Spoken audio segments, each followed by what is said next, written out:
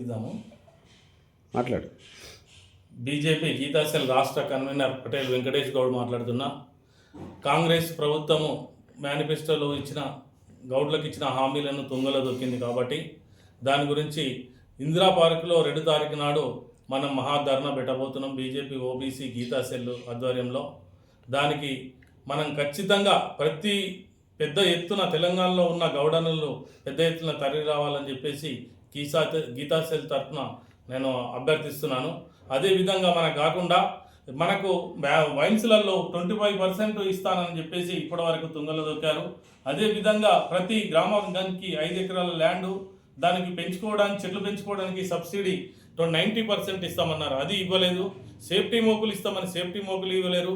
చెట్టు నుండి పై చనిపోయిన వారికి 10 లక్షల రూపాయలు ఇస్తామని చెప్పేసి ఇప్పటి వరకు ఏ ఒక్కరికి గిటా ఇవ్వలేదు.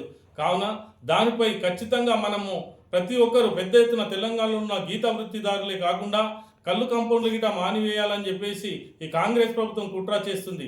దాని గురించి మనము కాంగ్రెస్ ప్రభుత్వం మీద ఒత్తిడి తీసుకురావడానికి ఇందిరా పార్కులో 2 తారీఖు నాడు ధర్నా చేస్తున్నాం. కాబట్టి ప్రతి ఎత్తున పెద్ద ఎత్తున తెలంగాణలో గౌడ బిడ్డలు తరలి రావాలని చెప్పేసి విజ్ఞప్తి చేస్తున్నాను. జై బీజేపీ.